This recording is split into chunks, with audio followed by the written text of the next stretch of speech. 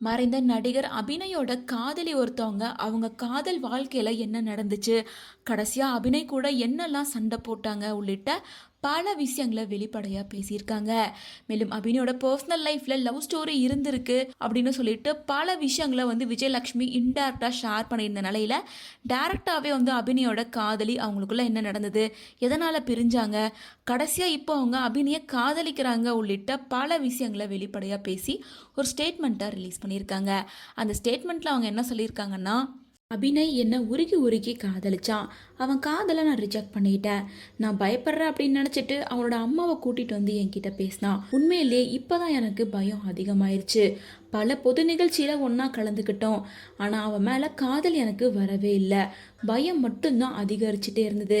என் பயத்துக்கு காரணம் அவன் இவ்வளோ அழகானவன், இவ்வளோ அழகாக இருக்கிறவன் என்ன ஏன் காதலிக்கணும் அப்படின்னு என் மீது ஒரு தாழ்வு மனப்பான்மை இருந்துச்சு. அதனால தான் அவன் காதலை நான் வேண்டான்னு சொல்லிட்டேன். அபிநயோட நட்பு மட்டும் போதும் அப்படின்னு சொன்னேன். மறுத்து எவ்வளவோ அவன் சொன்னான். ஆனால் எனக்கு ரொம்ப பயமாக இருந்தது. நானும் குடிப்பழக்கத்தை விட சொல்லி பல தடவை சொல்லிட்டேன். ஆனால் அவன் கேட்கவே இல்லை. அவன் அம்மா தான் பாவம். உன்னை மேரேஜ் பண்ணால் அவன் திருந்திடுவான், நீ கவலைப்படாத, நான் இருக்கேன் அப்படின்னு என்கிட்ட சொன்னாங்க. அவனையும் குடிய விட சொல்லி எவ்வளவோ கெஞ்சினாங்க. அவன் முடியாது அப்படின்னு மறுத்துட்டான். காதலா மதுவா அப்படின்ற போராட்டத்தில் மதுவை மட்டுமே அவன் கையில் எடுத்துக்கிட்டான். அன்னைக்கு நடந்த சண்டை தான், நான் செத்தா கூட என் முஞ்சில முழிக்காத, நீ செத்தாலும் நான் வருவேன்னு மட்டும் நினைக்காத அப்படின்னு சண்டையிட்டு 2 பேரும் பிரிஞ்சிட்டோம். உன் கூட நட்பு கூட வேண்டாம் அப்படின்னு சொல்லி நான் பிரிஞ்சு வந்துட்டேன். எவ்வளவோ அம்மா முயற்சி பண்ணாங்க, என் மனம் இடம் தரவே இல்லை. அவனை ஏற்றுக்க ஒரு கட்டத்தில் என்ன அழைச்சான். அம்மாவும் போய் சேர்ந்துட்டாங்க. நீ சொன்னதை கேட்காம இன்னைக்கு உன் நினைவோட தவிச்சு வாழ்ற, வரியா அப்படின்னு சொல்லி கேட்டாங்க. உன் பேச்சை கேட்காம மதுவை நாடி போதையில் நான் நோகடிச்சிட்டேன், என்னை மன்னிச்சிரு, எனக்கு திருமணம் ஆயிடுச்சு. ஒரு கட்டத்தில் அம்மாவும் போய் சேர்ந்துட்டாங்க.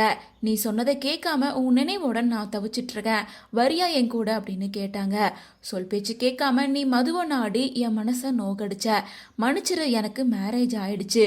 இருந்தாலும் நீ என்னை கூப்பிட்ட, நீ சொன்னதை போல குடியால நோயால அவதிப்படுறேன். இருந்தாலும் என்ன கூப்பிட்டான். நீ சொன்னதை கேட்காம குடியால இப்போ நோயால அவதிப்பட்டுட்டு இருக்கேன். என் நலலை கூட நீ பார்க்காத, கவலைப்படாத. இது எனக்கு ஒரு பாடம். குடியால வாழ்பவருக்கு என் சாவு ஒரு பாடமா இருக்கட்டும் அப்படின்னு சொன்னான்.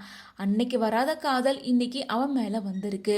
அவன் இப்போ காத்தோட கலந்துருக்கான் அப்படின்னு சொல்லிட்டு ரொம்ப வருத்தப்பட்டு இந்த போஸ்டர் ஷேர் பண்ணியிருக்காங்க. ஸோ இவங்க தான் அபிநயோட காதலி அப்படிங்கிறத உறுதிப்படுத்துகிற மாதிரி தான் கொஞ்ச நாளைக்கு முன்னாடி விஜயோட ஸ்டேட்மெண்ட்டுமே இருந்தது. விஜய் அபிநய் கூட ஒரு ஆட் ஷூட்டில் நடிக்கும்போது ஒரே ரூமில் தங்கியிருந்தோம். அப்போ அவர் குடிச்சுக்கிட்டே இருப்பார்.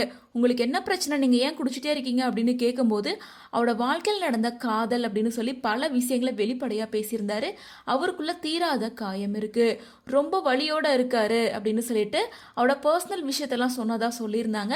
ஸோ அப்படி பார்க்கும்போது அபிநயோட காதலி இவங்க தான் அப்படின்றது உறுதியாயிருக்கு. இப்போ அபிநயோட காதலி அப்படின்னு சொல்லப்படுற ஸ்ரீ அஸ்வினியும் அவர் குடியால தான் இறந்து போயிட்டாரு. அதுக்கு ஒரு விதத்தில் நானும் காரணம் அப்படின்ற மாதிரி பேசியிருக்காங்க. ஸோ இதன் மூலமாக அபிநயோட காதலி என்ன சொல்ல வராங்கன்னா, அவங்க உயிரோடு இருக்கும்போது வராத காதல் இறந்து காத்தோட காத்தா கலந்ததுக்கு அப்புறமா எனக்கு காதல் வந்திருக்கு அப்படின்னு சொல்லிட்டு ரொம்ப வெளிப்படையாக இந்த ஸ்டேட்மெண்ட்டை ஷேர் பண்ணியிருக்காங்க. இன்னொரு பக்கம் விஜயலட்சுமியும் அவர் குடியால் தான் இறந்து போயிட்டாரு. அவர் நிறைய மன கஷ்டங்களை ஃபேஸ் பண்ணியிருக்காரு. இப்போ அவர் சந்தோஷமாக இருப்பார், அவர் இறந்ததில் எனக்கு சந்தோஷம் தான் அப்படின்ற மாதிரி சொல்லியிருந்தாங்க. ஸோ அபிநய் இறந்ததுக்கு அப்புறமா தான் அவருக்கு நெருக்கமானவங்க, அவரோட பாஸ்ட்லே உள்ளிட்ட பல விஷயங்கள் உண்மை ஒன்றா வந்துட்டுருக்கு.